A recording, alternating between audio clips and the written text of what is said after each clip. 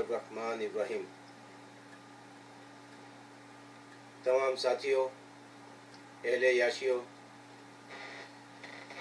Pakistan community کے تمام حضرات، علماء حضرات، آپ سب کو میری طرف سے السلام علیکم۔ میں سلیم چاندہ، جو کہ ایک عرصے دراز سے یاشیو مسجد کی خدمت کرنے کے فرائض انجام دے رہا ہوں، آج آپ لوگوں کے سامنے کچھ حقائق سے پردہ فاش کرنے کے لیے آپ لوگوں سے مخاطب ہوں۔ جیسا کہ آپ لوگوں کو پتہ ہے کہ پچھلے دنوں سے، بلکہ کچھ عرصے سے، یاشیو مسجد گوشیہ کے معاملات میں بہت ساری نیوز اور بہت سارے نیٹ کے اوپر ویڈیوز لگائی جا رہی ہے۔ کافی معاملے کو نیٹ کے اوپر اچھال دیا گیا ہے۔ ان تمام چیزوں کو دیکھتے ہوئے اور جو مختلف لوگوں کے فون کے اوپر اور جہاں جہاں میری ملاقات ہوئی اور نیٹ کے اوپر لوگوں کے بہت سارے سوالات جو میرے سے کیے جاتے ہیں، ان کو سب کو اصل حقیقت بتانے کے لیے آج میں یہاں موجود ہوں۔ میرا مقصد کسی کی برائی کرنا یا کسی کی دل شکنی کرنا ہرگز نہیں، صرف اور صرف آج کا یہ مقصد لوگوں کو حقائق بتانا ہے، اور ان حقائق بتانے کے لیے مجھے کچھ چیزوں پہ سے پردہ فاش کرنا پڑے گا۔ بہت ہی مجبوری کے اندر اس قسم کی باتیں، اس قسم کے پردوں کو ہٹانا پڑے گا اور حقائق بتانے پڑیں گے تاکہ لوگوں کو مسجد کا اصل معاملہ معلوم ہو سکے۔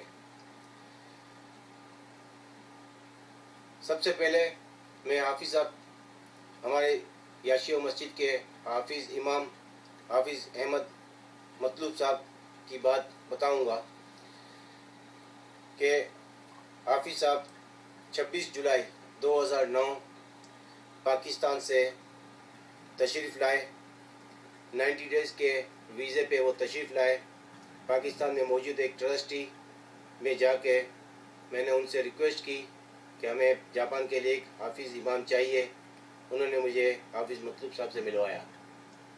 اس سے پہلے میں حافظ صاحب کو نہیں جانتا تھا، اور حافظ صاحب سے ملاقات کرنے کے بعد، اور جن کو حافظ صاحب اپنا استاد کہتے ہیں، اس ٹرسٹی کے وہ چیئرمین تھے، ان کے کہنے پہ حافظ صاحب کو جاپان میں لے کے آیا۔ اس کے بعد 26 اکتوبر 2009 میں ان کا 1 سال کا مسجد کا ریسیڈنس ویزا لگایا گیا، شوکیو ہوجن کا، اور اس طرح سے 26 اکتوبر 2010 میں دوبارہ 1 سال کا ویزا لگایا گیا، اور آخر میں 17 اکتوبر 2011 کو ان کا 3 سال کا ویزا لگا۔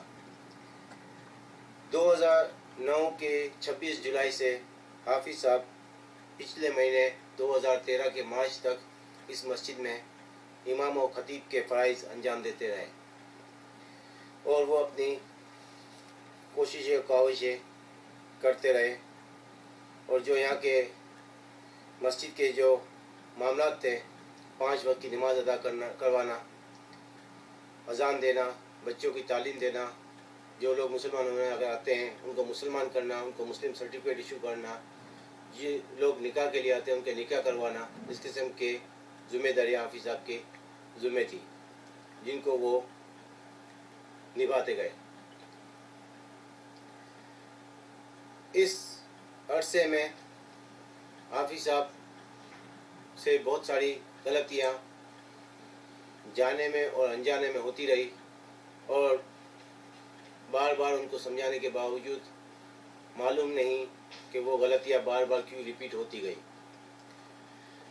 یا تو شاید ان کی سمجھ میں بات نہیں آتی تھی، یا پھر شاید وہ سمجھنا نہیں چاہتے تھے، یا کیا معاملہ تھا، اس بارے میں آپ لوگوں کو کچھ تفصیل سے نہیں بتا سکتا۔ دلوں کے حال اللہ تعالیٰ جانتا ہے۔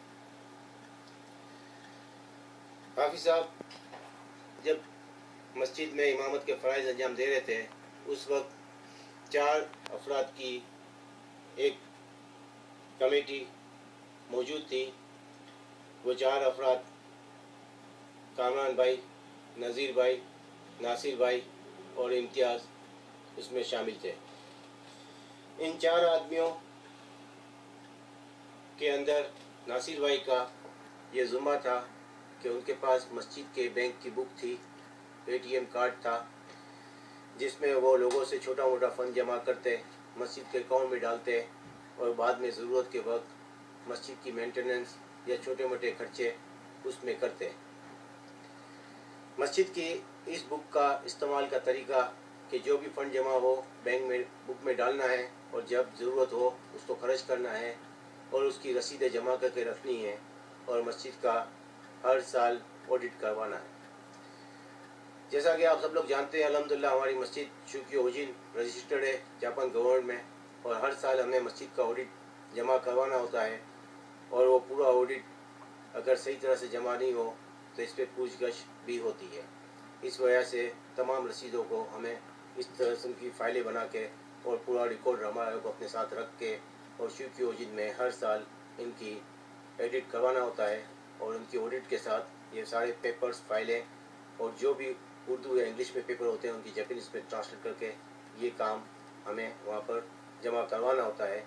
یہ سارا کام ہم لوگوں کی ڈیوٹی تھی اور یہ سارا کام میں نے سنبھالا ہوا تھا.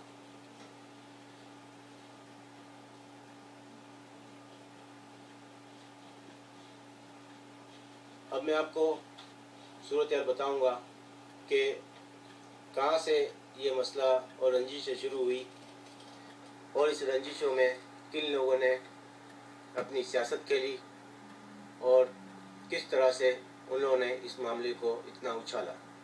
معذرت کے ساتھ جب بات کیمرے کے سامنے بیٹھ کے آپ لوگوں سے سب لوگوں سے مخاطب ہو کے بات کرنے آیا ہوں تو تمام حضرات کے نام لے کے فرداً مجھے یہ بات کلیئر کرنی ہوگی. اگر کسی کی دل شکنی ہو تو میں معافی چاہتا ہوں، لیکن جو حقیقت ہے وہ حلفیہ ہے اور انشاءاللہ تعالی جو حقیقت ہے وہ حقیقت بتاؤں گا اور اس سے آگے کچھ نہیں کروں گا. جب 4 افراد کی اس رکنی کمیٹی کو وہ لوگ چلا رہے تھے بخوبی اور اپنی دن رات محنتیں اور کوششیں اور کاوشیں میں لگے ہوئے تھے اور ہر آدمی اپنی جگہ پہ بھرپور کوششیں اور محنتیں کر رہا تھا، اس میں کوئی شک نہیں.